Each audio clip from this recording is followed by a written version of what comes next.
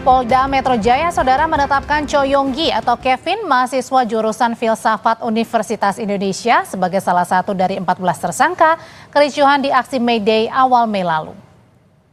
Polisi telah memeriksa 7 orang tersangka yang salah satunya adalah Kevin Selasa kemarin. Polda Metro Jaya bilang Cho Yonggi bersama 3 orang lainnya adalah tim medis dan paralegal. Keempatnya ditangkap karena tidak segera membubarkan diri meski telah diperintahkan oleh petugas sebanyak 3 kali. Hingga kini polisi melakukan pemeriksaan terhadap 7 tersangka termasuk Cho Yonggi. Sedangkan untuk pemeriksaan 7 tersangka lainnya yang tidak hadir akan dilakukan penjadwalan ulang. 7 orang tersangka yang dipanggil itu sudah hadir. Saat ini proses pemeriksaan tersangka masih berlangsung. Di antaranya saudara CY alias K, kemudian yang kedua GSI yang diamankan, 10 diantaranya itu adalah pengunjuk rasa. Tim paralegal dan medis ini diduga melakukan tindak pidana tidak menuruti perintah atau dengan sengaja tidak segera pergi setelah diperintah 3 kali oleh atau atas nama penguasa yang berwenang sebagaimana diatur di pasal 216 dan 218 KUHP. Sementara Cho Yonggi alias Kevin membeberkan kronologi yang dirasakannya ketika berada di lokasi pada 1 Mei lalu. Ia mengaku berada di lokasi bukan sebagai peserta aksi, tapi sebagai anggota tim medis yang hendak memberikan pertolongan kepada peserta demo yang terluka kala itu. Kevin bilang saat hendak pulang ia mendengar teriakan dari warga yang minta bantuan. Namun ketika sedang mengobati warga, ia mendengar teriakan provokatif yang menuduhnya sebagai pelaku pelemparan. Kami nyebrang, kami lihat ada mungkin 4 atau 5 orang udah jongkok, ada yang berdarah, ada yang bibirnya sobek. Terus kami tawarkan gitu, ini butuh bantuan medis nggak, ini mereka ada pendarahan macam-macam itu. Terus salah satu orang itu teriak, kamu ngapain di sini? Terus dia dorong, jatuh. Terus melihat ada GoPro dan ada suara yang provokasi. Ini yang tadi lempar-lempar, masih badannya tuh ditarik, dipukul, macam-macam. Aku juga tuh coba nutupin tuh malah makin dipukulin gitu. Kita dipisahin, kita makin dipukulin. Setelah itu udah mungkin sekitar 3-5 menit mobil tahanannya datang, diangkat paksa, dimasukin mobil tahanan sampai sini sore, sekitar jam 6 sore. Saat mendampingi mahasiswanya, Ketua Program Studi Ilmu Filsafat FIB-UI, Ika Putri Widiantini menyampaikan keprihatinan mendalam atas tragedi yang menimpa mahasiswanya. Ia menyebut akan mendampingi Cho Yonggi yang telah ditetapkan sebagai tersangka oleh polisi. Ika Putri kembali menegaskan Cho Yonggi adalah tenaga medis dengan atribut yang lengkap saat ditangkap.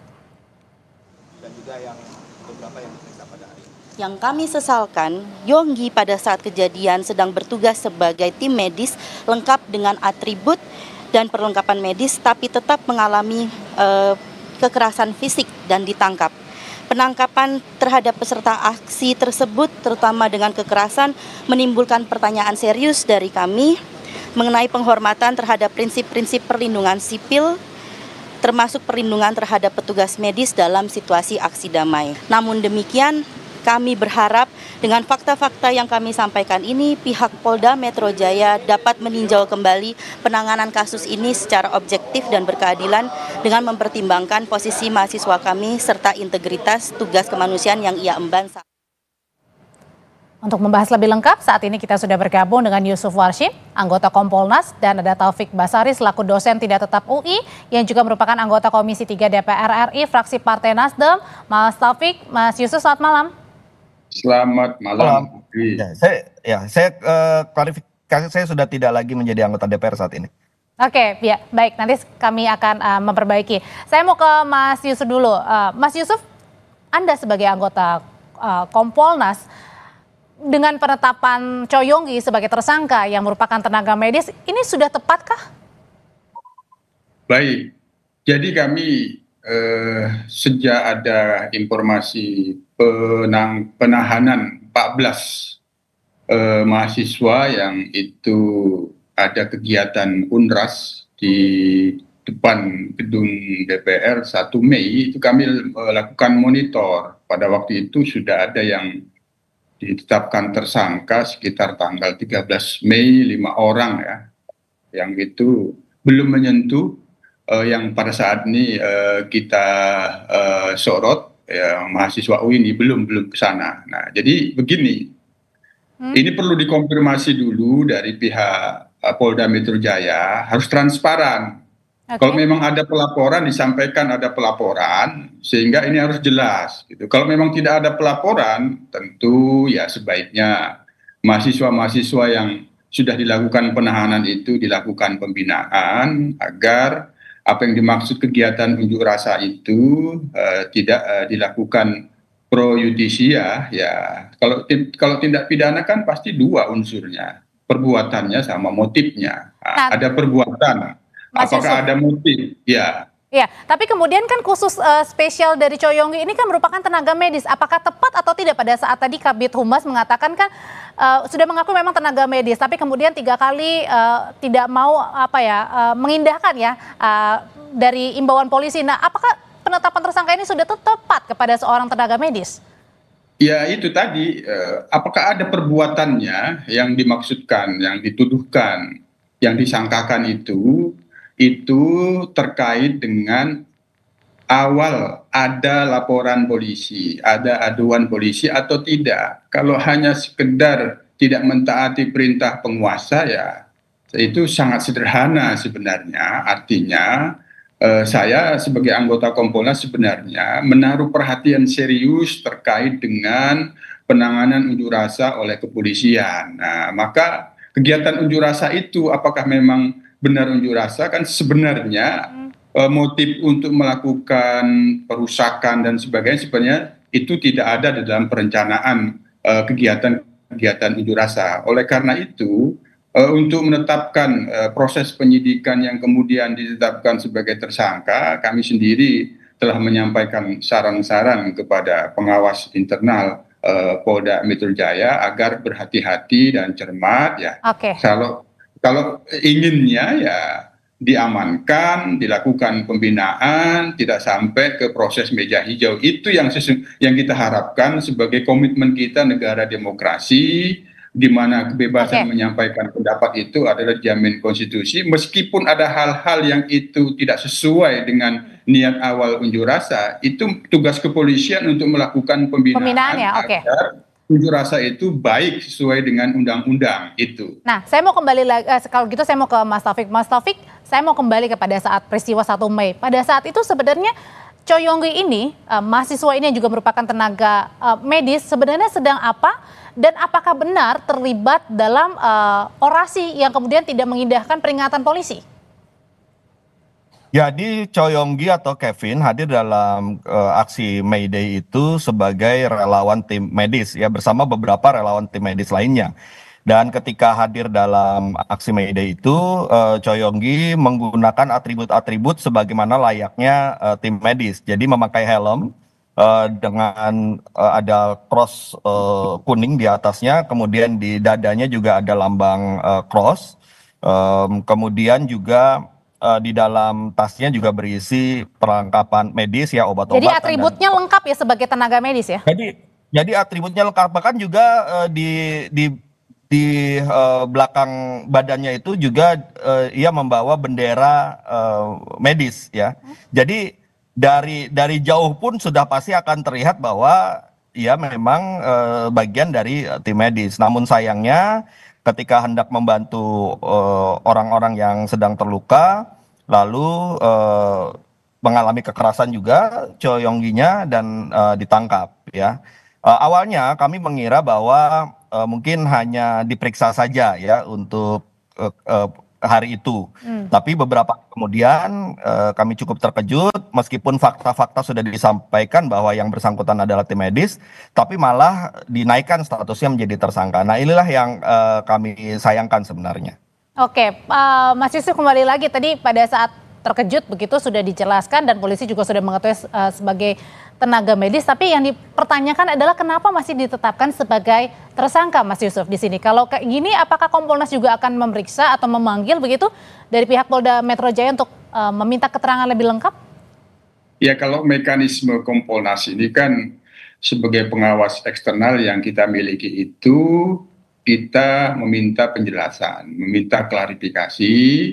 Hasil klarifikasinya itu akan kita dalami apakah penyidikan yang dilakukan terhadap kegiatan unjuk rasa yang itu semula ada 14 mahasiswa yang ditahan itu sudah tepat sesuai dengan SOP itu dulu yang pertama. Yang kedua, dari sisi material apakah memang sudah tepat penetapan tersangkanya, itu yang akan kita dalami. Untuk ini sejauh ini memang kita belum mendapatkan penjelasan secara lengkap. Hanya sekali lagi pada tanggal 13 Mei kami berkomunikasi dengan pengawas internal yang pada waktu itu sudah ada penetapan tersangkanya itu 5. Ya, kita berharap bahwa proses terhadap kegiatan-kegiatan unjuk rasa yang itu di dalamnya memang tidak bisa ditepis, ada dugaan anarkisme, dugaan perusakan fasilitas, ya tentu itu prosesnya ya dilakukan pengamanan. Nah, ketika misalnya memang ada fakta-fakta dipersangkakan ada dugaan tidak pidana di situ, ya kita berharap ya proses restoratif justice itu bisa dikedepankan, karena bagaimanapun tugas kepolisian ini cukup besar tanggung jawabnya di dalam pengamanan kegiatan unjuk rasa, sehingga ke depan kegiatan-kegiatan unjuk rasa itu dipastikan berjalan damai sesuai dengan undang-undang. Yang ini tanggung jawab kepolisian untuk membina itu yang kalau kita harapkan sesungguhnya. Mas Taufik, kembali lagi tadi pada saat usulan dari Mas Yusuf ada restoratif justice. Nah, sebenarnya masalahnya kepada restoratif justice atau kepada penetapan Choi Yong-ginya sebagai tersangka yang dipertanyakan? Jadi begini, awalnya waktu pemeriksaan di dalam penyelidikan, salah satu pasal yang digunakan itu adalah pasal 160. Ya, selain juga pasal 212, pasal 216, pasal 218. Pasal 160 adalah pasal pengerusakan, itu waktu penyelidikan. Tapi sepertinya dari 14 orang tersangka yang kemudian menjadi tersangka ini, tidak ada hal-hal yang kemudian bisa mengarah pada pengerusakan. Nah, oleh karena itulah maka yang ditetapkan tersangka ini hanya dikenakan sangkaan pasal 216 dan 218 KUHP, yaitu tidak mengikuti perintah untuk membubarkan diri ketika aksi sedang berlangsung. Artinya tidak ada isu soal pengerusakan di sini yang dituduhkan kepada artinya 14. Salah alamat, Mas Taufik. Nah, ya itu nggak tahu, itu harus ditanyakan nanti ke pihak kepolisian. Tapi itu poin poin-pertamanya di situ supaya menjadi clear. Nah, yang kedua, kami juga tidak ingin memisahkan Choi Yong-gi dengan teman-teman 13 lainnya. Kenapa? Karena begini, di setiap kelas-kelas kita di filsafat UI, kita selalu mengajarkan dua hal. Yang pertama adalah berpikir secara kritis. Yang kedua adalah soal nilai-nilai. Baik itu nilai kemanusiaan, nilai demokrasi, ya, maupun juga nilai etika. Nah, apa yang dilakukan oleh Choi Yong-gi dalam aksi May Day, entah itu apakah dia sebagai tim medis ataupun dia sedang Mas, anggaplah dia juga bagian dari